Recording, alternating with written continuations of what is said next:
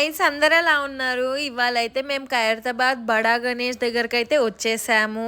ఇది second day, పండుగ అయిన సెకండ్ డే అన్నమాట. ఫస్ట్ డే వెళ్దాం అనుకున్నాం కానీ మాకు అస్సలు కుదరలేదు. సో ఇంట్లో పూజలు చేసుకోవాలి కదా, అందుకే మేమైతే సెకండ్ డే అయితే వచ్చాము. సో మేము ఇంట్లో నుంచి అయితే 7 కల్లా స్టార్ట్ అయితే ట్రాఫిక్ అవన్నీ చూసుకొని 9 కల్లా రీచ్ అయ్యాము. ఇక్కడైతే ఫుల్ రష్ ఉంది, చాలా మంది ఉన్నారు.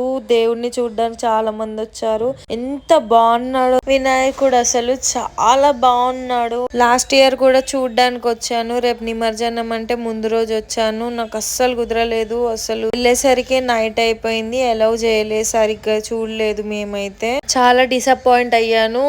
దేవుణ్ణి చూడాలంటే కూడా ఒక అదృష్టం ఉండాలి. సో ఈ ఇయర్ ఎంత మంది వెళ్ళారో ఖైరతాబాద్ వినాయకుడి దగ్గరికి నాకు కామెంట్ సెక్షన్ లో కామెంట్ చేయండి.